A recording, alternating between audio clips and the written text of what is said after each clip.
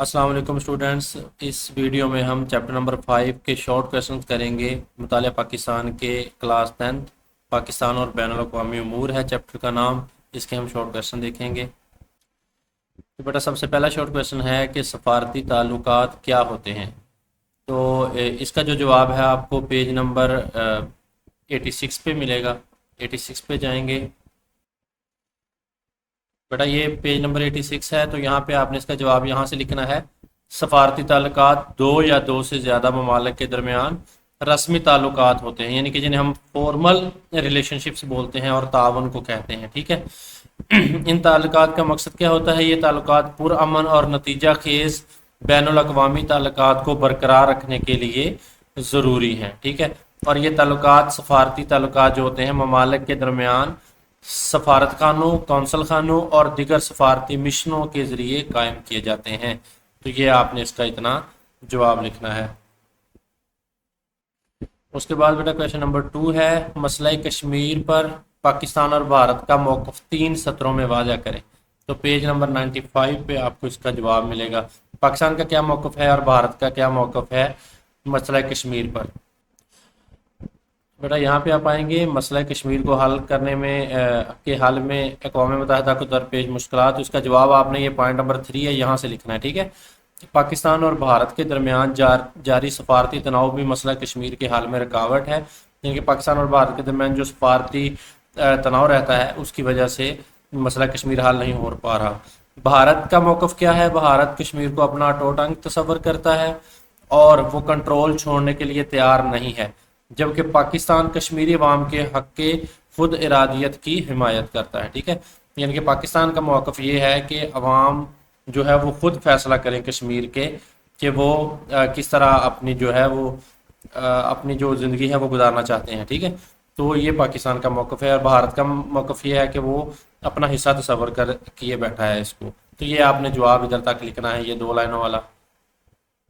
उसके बाद है बेटा क्वेश्चन नंबर 3, दौलत मुश्तरका से क्या मुराद है। तो पेज नंबर 94 पे इसका जवाब है। तो बेटा पेज नंबर 94 पे आप आएंगे, पाकिस्तान के दौलत मुश्तरका के साथ ताल्लुकात वाला टॉपिक है। तो यहाँ पे आप इसका जवाब यहाँ से लेकर इधर तक लिखेंगे। ठीक है। दौलत मुश्तरका 56 ममालिक की एक रज़ा कराना तंजीम है, पाकिस्तान इसका रुकन है। ये बरतानवी सल्तनत से तारीखी ताल्लुकात रखने वाली अक़वाम का एक ग्रुप है जो 1926 में तश्कील दिया गया था। ठीक है। तो ये आपने दौलत मुश्तरका के बारे में लिखना है। इनको हम कॉमनवेल्थ कंट्रीज भी बोलते हैं दौलत मुश्तरका को। तो पाकिस्तान में इसका रुकन है। उसके बाद बेटा क्वेश्चन नंबर 4 है, खारजा पॉलिसी की तारीफ करें। पेज नंबर 84 पे इसकी डेफिनेशन है खारजा पॉलिसी की।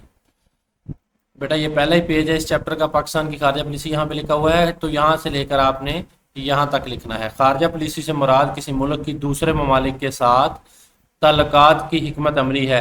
इससे मुराद वो रवैया है जिसके तहत कोई मुल्क अपने कौमी मफादात के तहफ़्फ़ुज़ की खातर दिगर रियासतों के साथ ताल्लुकात कायम करता है। तो जो मेन जो होता है मकसद वो होता है अपने मुल्क के जो कौमी मफादात होते हैं, ठीक है, उनको मद्देनज़र रख कर दूसरे ममालिक के साथ हम जो ताल्लुकात बनाते हैं इसको हम क्या बोलते हैं? फॉरेन पॉलिसी या खारजा पॉलिसी। तो ये खारजा पॉलिसी की तारीफ है। उसके बाद है बेटा क्वेश्चन नंबर 5, पाकिस्तान के बर्री और बहरी रास्ते क्यों अहम हैं। यानी कि जो खुश्की के रास्ते हैं और जो समंदरी रास्ते हैं पाकिस्तान के बर्री और बहरी, ये क्यों अहम है। पेज नंबर 86 पे इसका जवाब है। बेटा ये यहाँ पे इसका जवाब है। ठीक है। यहाँ से आप लिखेंगे पाकिस्तान के ज़मीनी यानी कि बहरी रास्ते, ज़मीनी यानी कि बर्री रास्ते और समंदरी यानी कि बहरी रास्ते इंतहाई अहम हैं। इसकी ज़मीनी सरहदें उसे चीन, भारत, ईरान और अफ़गानिस्तान से जोड़ती हैं, और जो बहरी हैं वो कौन से हैं? बहरा अरब पर पाकिस्तान की साहली पट्टी अहम समुद्री रास्तों और समुद्री तजारत तक रसाई फराहम करती है। तो ये आपने लिखना है। ठीक है। यानी कि जो बर्री रास्ते हैं वो मुख्तलिफ ममालिक के साथ हमें जोड़ते हैं, और जो बहरी रास्ता है वो साहली पट्टी है, वो उसके ज़रिए हम तजारत करते हैं। तो ये इसका जवाब है। उसके बाद बेटा ये छठा है, ड्यूरेंट लाइन क्या है। तो पेज नंबर 88 पे इसका आंसर मौजूद है। तो बेटा पेज नंबर 88 पे आप आएंगे तो यहाँ पे लिखा हुआ है अफ़गानिस्तान की यहाँ से आप जवाब लिखेंगे, अफ़गानिस्तान की पाकिस्तान के साथ तवील मुश्तरका सरहद है जिसकी लंबाई 2611 किलोमीटर है, उसे ड्यूरेंट लाइन का नाम दिया गया है। ये इंपॉर्टेंट शॉर्ट क्वेश्चन है बच्चे, ये आपने اس کو بہت اچھے طریقے سے کرنا ہے، ٹھیک ہے، یہ بار بار بورڈ میں ریپیٹ ہوتا ہے۔ تو یہ جو پاکستان کی افغانستان کے ساتھ مشترکہ سرحد ہے، اس کی لمبائی 2611 کلومیٹر ہے۔ یہ ایم سی کیوز امپورٹنٹ ہے، جسے ہم ڈیورنٹ لائن بولتے ہیں۔ اس کے بعد ہے بیٹا جی کویشچن نمبر 7، ایران کا مختصر تعارف بیان کریں۔ تو پیج نمبر 88 پہ ہی اس کا بھی جواب ہے۔ تو بیٹا پیج نمبر 87 اور 88 پہ اس کا جواب ہے، یہاں پہ پاکستان کے ایران کے ساتھ سفارتی تعلقات والا ٹاپک ہے۔ تو یہاں سے آپ لکھیں گے کہ ایران پاکستان کا برادر اسلامی ہمسایہ ملک ہے، جس کے ساتھ مشترکہ سرحد کی لمبائی تقریباً 909 کلومیٹر ہے۔ ایران پہلا ملک تھا جس نے پاکستان کو آزادی کے بعد فوراً بعد تسلیم کیا۔ تو یہ ایم سی کیو بھی بڑا امپورٹنٹ ہے کہ پاکستان کو کس نے سب سے پہلے تسلیم کیا تھا، تو وہ ایران تھا، اور شاہ ایران نے پاکستان کا دورہ کیا۔ اس طرح ابتدا سے ہی پاکستان اور ایران کے درمیان خوشگوار اور مضبوط سفارتی تعلقات قائم ہیں۔ تو یہ آپ نے ایران کا تعارف لکھنا ہے اتنا، ٹھیک ہے، یہ 2 لائنوں میں۔ اس کے بعد ہے بیٹا کویشچن نمبر 8، اقتصادی تعاون کی تنظیم کے رکن ممالک کے نام لکھیں۔ پیج نمبر 94 پہ اس کا جواب ہے۔ بیٹا اس کے جواب کے لیے یہ دیکھیں آپ، یہ جو باکس ہے یہاں پہ لکھیں گے یہ والا جواب، اقتصادی تعاون کی تنظیم جسے ہم ایکو بھی بولتے ہیں یا ای سی او بھی بولتے ہیں، اکانومک کوآپریشن آرگنائزیشن میں 10 ایشیائی ممالک شامل ہیں۔ کون کون سے ہیں؟ پاکستان ہے، ایران ہے، ترکی ہے، Afghanistan, Azerbaijan, Kazakhstan, Kyrgyzstan, Tajikistan, Turkmenistan اور ازبکستان شامل ہیں، ٹھیک ہے۔ تو یہ آپ نے اس کا صرف اتنا جواب لکھنا ہے، یہ 10 ممالک کے نام لکھنے ہیں۔ اس کے بعد ہے بیٹا جی کویشچن نمبر 9، مسئلہ فلسطین کے حل میں اقوام متحدہ کو درپیش بنیادی رکاوٹ اور مشکلات کیا ہیں؟ یعنی کہ اقوام متحدہ کو مسئلہ فلسطین کے حل کرنے کے لیے کون کون سی رکاوٹیں ہیں؟ تو پیج نمبر بیٹا 95 پہ آپ کو اس کا جواب ملے گا، یہ دیکھیں پیج نمبر 95 ہے، اور مسئلہ فلسطین بیٹا اس کا بیٹا جواب یہاں سے لکھیں گے، ٹھیک ہے۔ اس وقت فلسطین میں جاری نسل کشی کا ایک بہت بڑا انسانی المیہ جنم لے چکا ہے، لیکن اقوام متحدہ بے بس ہے اور کوئی بھی کارروائی کرنے سے قاصر ہے۔ بچے اس طرح کے سوال آتے ہیں جو ماڈرن ایشوز ہوں، ٹھیک ہے، اس کے ریلیٹڈ سوال آپ کو بورڈ میں آتے ہیں جو کرنٹ ایشوز ہوں۔ اس کی بنیادی وجہ، اس نے بنیادی وجہ پوچھی ہے تو یہ بنیادی وجہ لکھی ہوئی ہے، آپ جواب اس کا یہاں سے بھی لکھ سکتے ہیں یا یہاں سے بھی لکھیں گے، کوئی مسئلہ نہیں۔ اس کی بنیادی وجہ اقوام متحدہ کی تشکیل میں بنیادی نقائص ہیں، مثلا سلامتی کے معاملات میں حتمی فیصلے کا اختیار سلامتی کونسل کو حاصل ہے۔ سلامتی کونسل کے 5 مستقل ارکان کے پاس ویٹو پاور ہے، جو اکثر اوقات عدل و انصاف کی بجائے اپنے ریاستی مفادات کی حفاظت کے لیے اس طاقت کو استعمال کرتے ہیں، ٹھیک ہے۔ تو یہ آپ نے اس کا جواب لکھنا ہے، بنیادی وجہ یہی ہے۔ اس کے بعد ہے بیٹا کویشچن نمبر 10، سارک تنظیم کے جو بنیادی مقاصد ہیں، 2 مقاصد تحریر کریں۔ سارک تنظیم کے تو کافی سارے مقاصد ہیں، آپ نے صرف 2 لکھنے ہیں۔ 93 پیج نمبر پہ بیٹا پیج نمبر 93 پہ آئیں گے، سارک تنظیم کے مقاصد درج ذیل ہیں، آپ نے 2 لکھنے ہیں، ان 3 میں سے کوئی سے 2 لکھ دیجیے گا۔ یہ پہلا لکھ لیں، ایک دوسرے کے مسائل کو سمجھنا اور باہمی اعتماد سازی کے لیے اقدامات کرنا، ٹھیک ہے۔ اس کے بعد دوسرا کیا ہے؟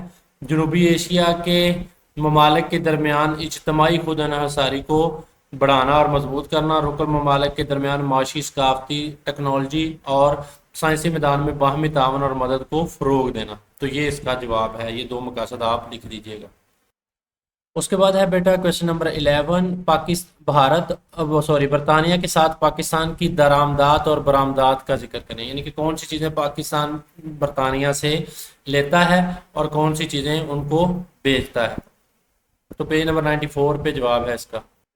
تو بیٹا یہاں پہ آپ آئیں گے تو یہاں پہ آپ اس کا جواب یہاں سے لکھیں گے، برطانیہ پاکستان سے سالانہ تقریباً $3 ارب سے زائد مالیت کی ٹیکسٹائل، گارمنٹس، کھیلوں کا سامان، سرجیکل آلات، آم، چاول اور چمڑا درآمد کرتا ہے، یعنی کہ یہ پاکستان ان سے لیتا ہے، ٹھیک ہے، یہ ایک حصہ ہو گیا۔ اور کون سی چیزیں برآمد کرتا ہے برطانیہ کو؟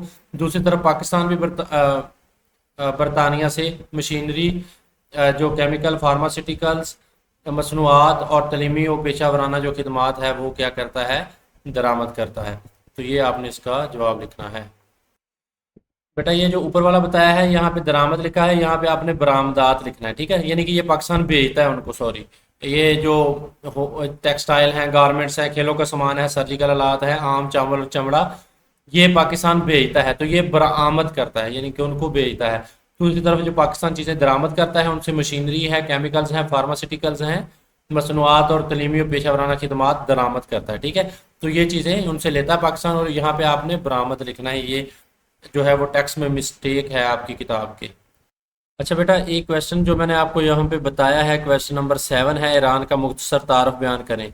तो इसका जवाब मैंने पेज नंबर 88 पे आपको लगवाया है बेटा, उससे भी एक सूटेबल आंसर है, आप वो कर लीजिएगा जो बॉक्स में लिखा हुआ है पेज नंबर 88 पे।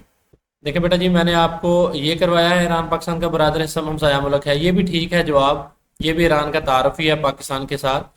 और ये आप ये वाला बॉक्स वाला कर लीजिएगा इसका, ठीक है, ये ज़्यादा सूटेबल है। इस्लामी जमहूरिया ईरान का सरकारी मज़हब इस्लाम है और कौमी ज़ुबान फ़ारसी है, करेंसी रियाल है, ये ज़्यादा अच्छा तारुफ है। ईरान का दारुल हुकूमत तेहरान है, इसमें सारी चीज़ें आ रही हैं। दुनिया की कदीम तरीन तहजीबों में से एक है, तेल के अजीम ज़खायर की बदौलत इसको बैन अवी सियासत में अहम मकाम हासिल है। तो ये आप इस सवाल का जवाब कर लीजिएगा, क्वेश्चन नंबर 9 का, सॉरी क्वेश्चन नंबर 7 का ये आप जवाब कर लीजिएगा। उसके बाद है बेटा सवाल नंबर 12, सलामती कौंसिल में वीटो से क्या मुराद है? वीटो पावर जो यूज़ करते हैं, आप अक्सर सुनते होंगे न्यूज़ में, तो इससे क्या मुराद है? पेज नंबर 91 पे इसका जवाब है।